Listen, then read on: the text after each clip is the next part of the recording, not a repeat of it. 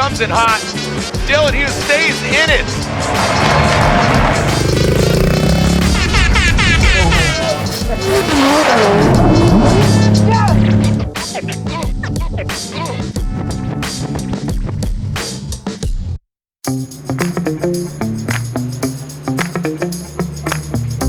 First time wrapping because we have a brand new bumper now, but it's windy and we're outside and this is not fun.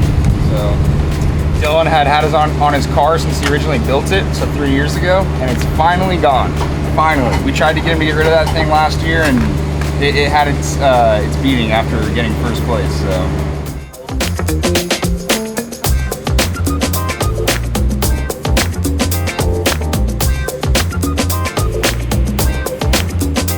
Well, we just pretty much got a really, really patchy racetrack, and that's basically the worst of all time, like we say, y'all know that. And we don't really want to waste our laps because we have limited laps, but we do have a lot of practice at this round, which is pretty cool. Yeah, we got 2 hours and then 2 hours. So. 2 hours plus 2 hours today, so that's 4, and then we have another 2 tomorrow before qualifying. So we have 6 hours worth of practice to get 12 laps. So we're fairly confident, but it's just you don't learn anything on a patchy track like this, so it's like you might as well just win. Plus, we're still wrapping our back bumper.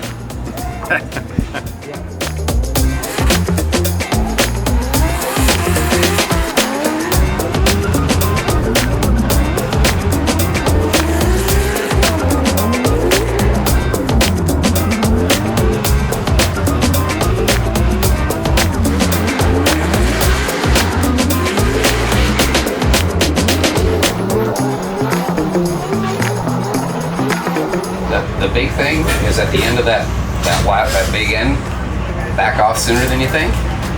Let them transfer so that you can get them, because what everybody does is they get right up on their door and then they got stuck. They gotta get stuck, and then the other guy has to transfer and they get gapped, and then they're trying to get back. So if you back off sooner, when they transfer, if you're already on them, if you back off sooner, you'll get to the throttle before them, and then you'll get your proximity back.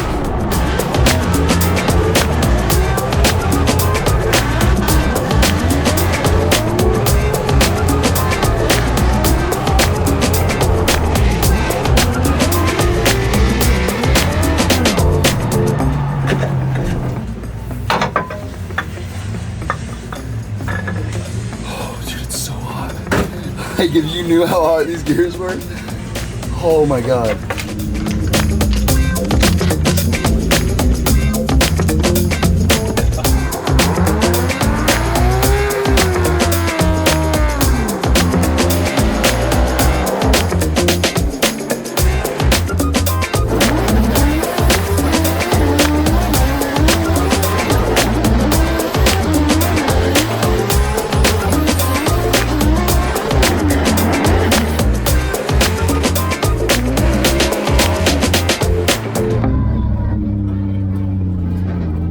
This is round 4 of the Type S, the Gauntlet, and happy to be back here at the first ever American purpose-built Drift Coliseum.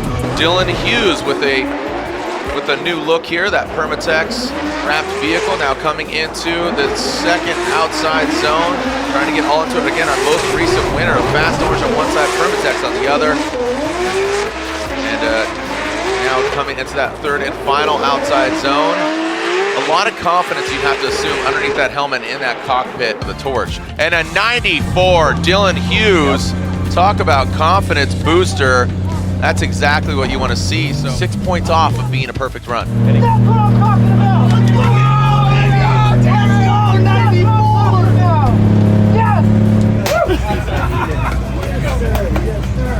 Yes! Dude, as soon as it set into the first turn, I was like, I knew, like what we talked about a little bit earlier, I had to adjust that line on the way in, and it's got that really big bump right on the entry. Right as you need the grip the most, it gives it like a big hiccup. So I adjusted my line, I ran a little bit farther to the inside, and I think it kind of like went around it, and as soon as it didn't bump as bad, it snapped, and I was like, yeah, here we go. And I knew it was either gonna touch the wall, or it was gonna like just barely graze it. And it set us nice and deep in the first zone, and then the rest of the track is cake after that, so just set it in where it needed to be. We're sick. Whooping on that poor thing, dude. Whooping on it.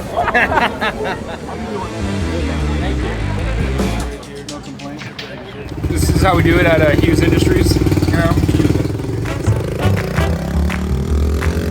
Who would you most want to hang with from the show Jersey Shore? Oh, Pauly D, man. Pauly D for sure. And I got to show you guys why, because in like probably like 2011, 12, I had my mom cut my hair, you know, back when I used to watch the show all the time. We put Elmer's glue in my hair, and I was Pauly D for Halloween, and none of my friends recognized me at all. And it was actually, I feel like it was actually pretty good. So Pauly D's always been my boy.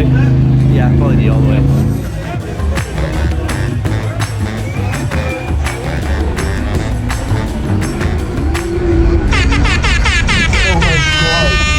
I'm awake, I'm just laying here.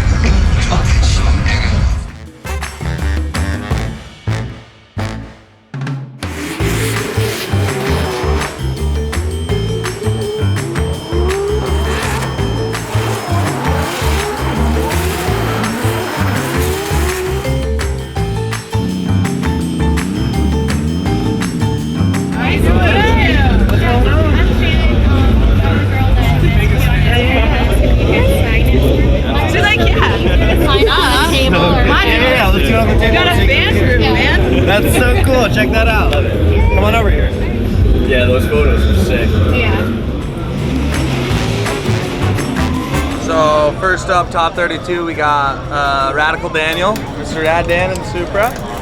Great guy, so that should be a fun battle, and then let's see where the day takes us. We'll go from there.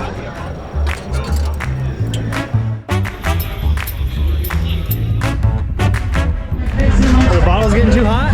Yes, they were, and we're fixing that.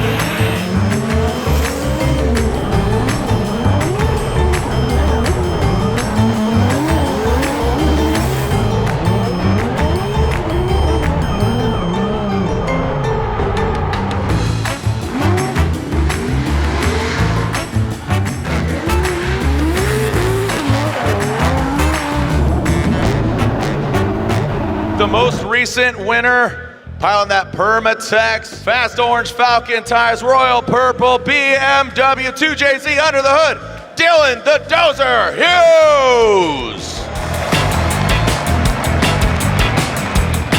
I feel confident, but you know, we're good friends with Rad Dan, so you know, a little torn, but obviously Team Hughes, baby. Yeah. To the top, to the podium. Racing's racing. Exactly, and we're here to win, so that's all it is. Dylan Hughes, notably qualifying third, and also confidence on his side after a victory, the win in round 3, the overall win in Orlando. Let's see how this Fast Orange Permatex BMW handles here in New Jersey as Dan Burkett comes in hot. Dylan Hughes stays in it. Yo, look at that, door to door. And look at the Falcon tires keep going around. Dylan Hughes, like I said, just a lot of confidence here for the Dozer. He gets a little doze here. Wheel to wheel, look at Dan Burkett. Woo-hoo-hoo-hoo. Here we go, Dan Burkett. Rad Industries, gear wrench, comes on in. Big swing there, and you talk about Dan Burkett, Ryan, and here he is, back in it. Great job by Dan Burkett. Dylan Hughes again, right there, banging on his door. Woo, look at this. Well done by Dan Burkett. Dylan Hughes, one more outside zone. Is there a blaring winner? And a one more time. They are going at it again. Here we go, Dylan Hughes, Dan Burkett. We saw a great battle between these two gentlemen, and we'll see if we see it again, or is somebody gonna stand out and rise to the occasion. And Dylan Hughes, oh, looks like Dan Burkett jumps in on the inside a little too aggressive. You saw him exceed those front wheels, but Dan Burkett now, he looks like he's making Dylan maybe crack under pressure. But Dylan Hughes transitions back in that final outside zone. And man, it looks like these guys are up at Willow Springs right now. This looks like something that they've had fun with in the past, because they're homies off track, but when it goes on track, this is bragging rights. Let's see what Dan Burkett's got out front. But I feel like Dylan, his posture, his confidence coming out of Orlando, give himself a little bit of room there, but is that too much? And boom, goes in the side of him. But this is almost like what we saw in the first battle, where Dan went, and as you called him, a backstop. Dylan the backstop, but right now the Does are living up to his name. In that final outside zone, looks like he stays in it. And Dylan Hughes unanimously gets the win. Got it one more time with Dan. He hit me on the entry both times. Sounds like he had it straight in behind me. Obviously I couldn't see it, but felt decent. I definitely think my first chase run was better, but sounds like consistency in the end is what gets it, so it's all good. Outside two, dude, I didn't even know that I hit you. Like, I blacked out. I felt it and was like, oh, he's here, cool. And then I just kept going. I was like, I wanted to floor it harder, but I'm like, no, stay on line, calm down. And then I could hear your like limiters a little different as we were like passing inner one. I'm like, he's still dang it.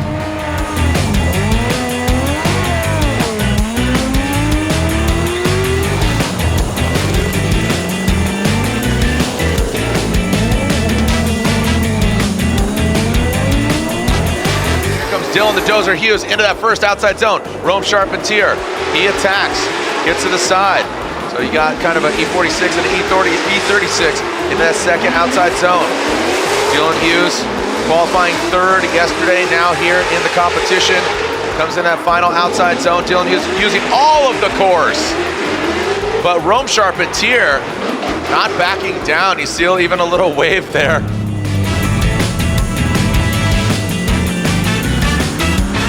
Come on, boys. Who's gonna rise to the occasion? Rome Charpentier, I feel like this is the changing of the guard. These new breed drifters, these young cats who are going for championship. Oh boy, look at that. So as you see, Rome Charpentier, Dylan Hughes, like I said, confidence in his corner. Look at the maxed out angle from Rome Charpentier. Let's see the transition into our final outside zone. How do they handle it? Rome goes in, digs deep. Oh my gosh, how many? I'm out of hairs to split, bro. And Rome Charpentier, look at that. Rome gets the win. Alrighty, so FP New Jersey round 4 Formula Drift. It was an interesting event for sure. Most of the time it was dry, which is pretty cool. There were some weather concerns throughout the weekend. So top 32 battle with Rad Dan, we ended up going one more time with him. It was a pretty freaking epic battle, man. Next, we ended up going against Rome. And I feel like we did a really solid lead, just like usual. He had an okay chase and then swapped positions. I pushed him all the way through the track. I made a small mistake on outside 3, and that warranted apparently him getting the win, which I completely did not agree with, but that's the sport we chose, I guess. So now tied with Travis for 6th, so we dropped back 1 place. But overall decent weekend, definitely frustrating. Like qualifying 3rd with a 94, I was super stoked. Pretty much tying for 1st in qualifying was good. I was feeling really solid, and I felt like I had the tandem fairly well figured out this weekend, but that's the beauty of a judge sport. So on to the next. St. Louis, here we come.